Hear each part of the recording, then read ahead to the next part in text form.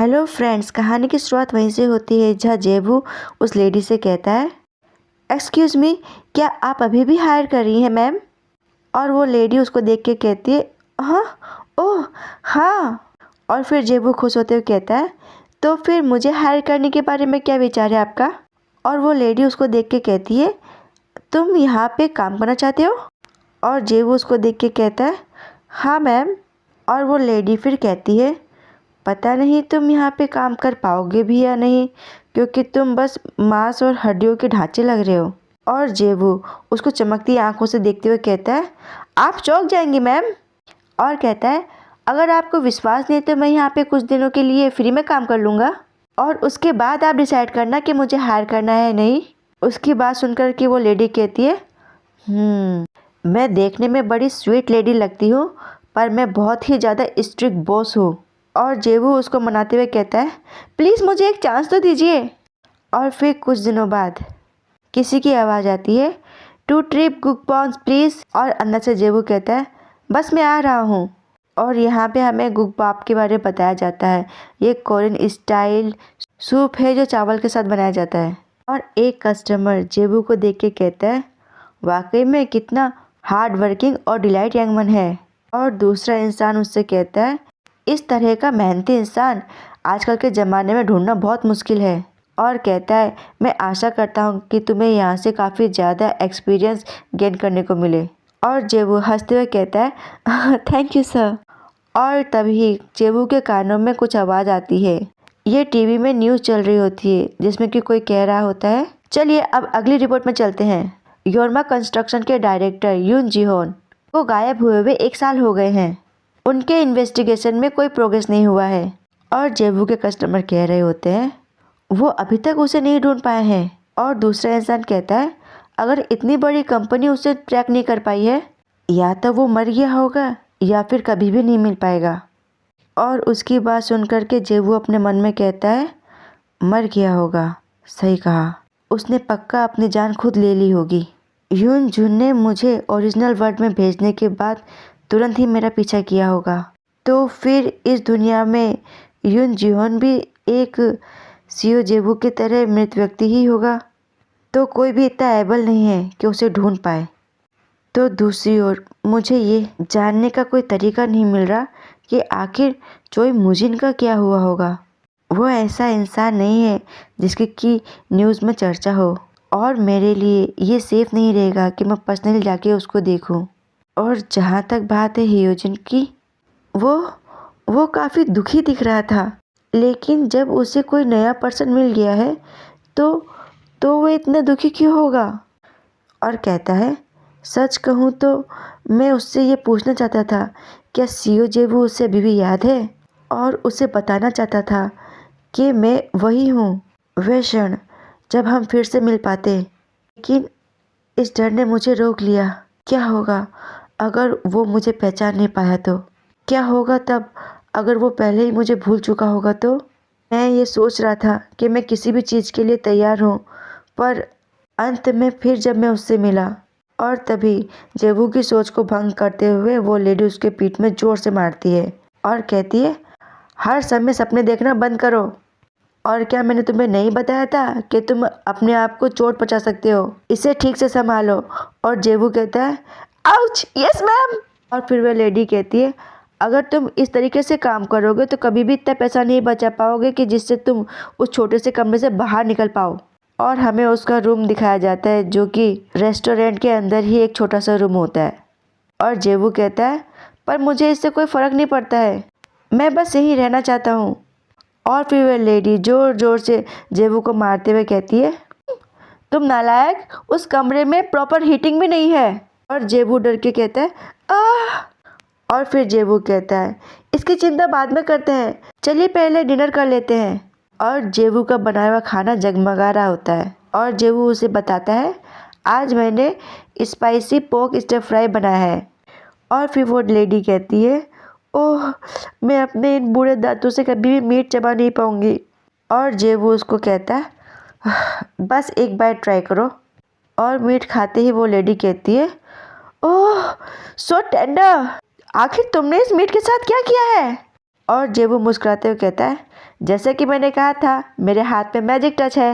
और फिर वो लेडी उससे कहती है, चलो तुम भी आ जाओ और खाओ। और जेबू कहता है, यस मैम। और फिर हमें शाम का समय दिखाया जाता है। दरवाज़ा खुलता है और जेबू कहता है, आपका स्वागत है, पीछे मुड़ते हुए। और कस्टमर को देख के कहता है, ओह हियोजिन, अपने मन में। और हियोजिन उससे कहता है, तुम यहाँ पे क्या कर रहे हो? और जेबू डॉगी जैसा खुश होते हुए कहता है, मैं यहाँ पे काम करता हूँ, तो मैं तुम्हारे लिए क्या कर सकता हूँ? और हियोजिन कहता है, मुझे 3 गुब्बाप चाहिए। और जेबू कहता है, ओह, और जल्दी से पीछे जाते हुए कहता है, 3 गुब्बाप जल्दी आ रहा है। और उसे ऐसा देख करके हियोजिन कहता है, थैंक यू। और जेबू काफ़ी ब्लश करता है और कहता है, आखिर में क्या एक्सपेक्ट कर रहा था? ऑफ कोर्स वे गुब्बाप के रेस्टोरेंट में आया है तो गुब्बाप के अलावा थोड़ा कुछ और लेगा। और फिर वे गुब्बाप की पैकेट देते हुए कहता है, इस बार किमची मैंने बनाई है तो उसका टेस्ट हमेशा से थोड़ा अलग होगा। और हियोजिन कहता है, कोई बात नहीं। और हियोजिन बाहर जाते हुए कहता है, गुड नाइट। और जेबू उससे कहता है, प्लीज़ फिर से आना। और फिर अपनी ठंडी सांस छोड़ता है और मन में कहता है, अगर ये 3 सर्विंग लेके जा रहा है तो इसका मतलब बूही और युनवो के साथ डिनर के लिए लेके जा रहा है। मैं होप करता हूँ कि वो इसे एंजॉय करे। और फिर उनके घर का ब्लू गेट दिखाया जाता है। हियोजिन दरवाज़ा खोल के अंदर आ जाता है और ऐसे खड़ा होता है जैसे कि उसे कोई बात परेशान कर रही हो। और फिर वे पीछे मुड़ कर के देख के कहता है, वे वाकई में देखने में कुछ जाना पहचाना लग रहा है। और वे उस बात को याद कर रहा होता है जब जेबू उससे कहता है, क्या मैं तुम्हें जाने पहचाने नहीं लग रहा? और हियोजिन कहता है, उस मोमेंट जब मैंने उसे देखा था मैंने सोचा कि जेबू मेरे पास वापस आ गया है, पर ऐसा नहीं हो सकता, ये इम्पॉसिबल है। और फिर हियोजिन अपने सर को दबाते हुए कहता है, इस सब से बाहर निकलो हियोजिन, जेबू को मरे हुए 1 साल हो चुके हैं। अगर मैं इस बात से बाहर नहीं निकला तो मैं अपने आप को पागल कर दूंगा। जेबू ने अपने बाद हमारे लिए यहाँ पे कुछ चीज़ें छोड़ी है और साथ ही मेरे पास मेरे 2 भाई हैं जिनके कि मुझे टेक केयर करनी है। और अपने हाथों में अपने मुंह को छुपाते हुए कहता है, इसीलिए मुझे अपने आप पे काबू पाने की ज़रूरत है और कम से कम ये दिखावा करने की ज़रूरत है कि मैं अपने आप में बहुत खुश हूँ। अगर मैं उस जगह पे रहना चाहता हूँ जहाँ पर कि उसकी यादें बसी हुई है, मुझे उस पर गर्व होना चाहिए। और ऐसा कह के वह दरवाज़ा खोल के अंदर आ जाता है और कहता है, बच्चों में वापस आ गया। तभी युनवो उससे कहता है, हियोजिन। और हियोजिन उससे कहता है, क्या बात है? और वह कहता है, वो आदमी वापस से यहाँ आ गया है। और हियोजिन कहता है, वो आदमी चोय मुजिन वापस आ गया है। और फिर हियोजिन उसके तरफ देखते हुए और पैकेट युनवो को पकड़ाते हुए कहता है, ठीक है तुम अंदर जाओ, मैं कुछ गुब्बाप खरीद के लेकर आया हूँ तो लिविंग रूम में टेबल सेट करो। और युनवो कहता है, ठीक है। और हियोजिन मुजिन को देख के कहता है, मैं सिर्फ 3 लोगों के लिए खाना लेकर आया हूँ, तुम आ रहे हो तो तुम मुझे बता सकते थे। मुजिन कहता है, मेरी चिंता मत करो। और हियोजिन उससे कहता है, आखिर मैं भला माइंड कैसे ना करूँ जबकि तुम मेरे घर में ये सब कर रहे हो। और मुजिन उसको देख के कहता है, तुम क्या सोचती हो मैं यहाँ पर आया हूँ क्योंकि ये तुम्हारा घर है?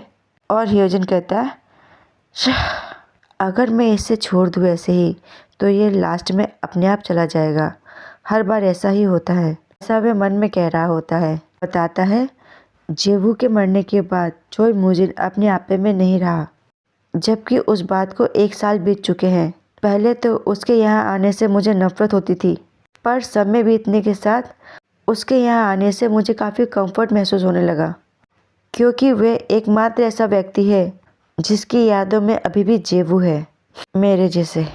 और मन में कहता है चोय मुजिन को देखते हुए, जबकि जेबू ने मेरे डेट को क्लियर कर दिया था तो मुझे इस इंसान को अब कुछ भी नहीं देना। और हियोजिन मुजिन को देख के कहता है, ज़्यादा देर तक यहाँ मत रुकना। और खाने की टेबल लगी होती है और बच्चे कहते हैं, ये अभी भी गर्म है। Thank you Hyojin. और हिनवो एक प्याली दिखाते हुए कहता है, क्या ये किमची है? और हियोजिन कहता है, बैग के अंदर और भी है। बच्चे कहते हैं, ये रेडिश किमची है, पर रेगुलर किमची ज़्यादा अच्छा रहता है। फिर हियोजिन वही से कहता है, पर गुग पाप के साथ तुम्हें रेडिश किमची खानी चाहिए। और वही कहता है तुम्हें भी ये पसंद है? ये रेडिश किमची वाकई में बहुत अच्छी है। और हियोजिन किमची खाता है। जैसे ही हियोजिन किमची चबाता है और हियोजिन कहता है यू आर राइट, ये बहुत डिलीशियस है। और बच्चे हियोजिन की तरफ देख रहे होते हैं और वही कहता है और हियोजिन अपने मन में कहता है इसका टेस्ट फेमिलियर लग रहा है किसी कारण से, जैसा कि जेवू बनाता था। और जेवू को याद करके वह कहता है जेवू। और अचानक ही हियोजिन की आंखों से आंसू आने लगते हैं। और इसी के साथ ये पाठ होता है समाप्त। धन्यवाद।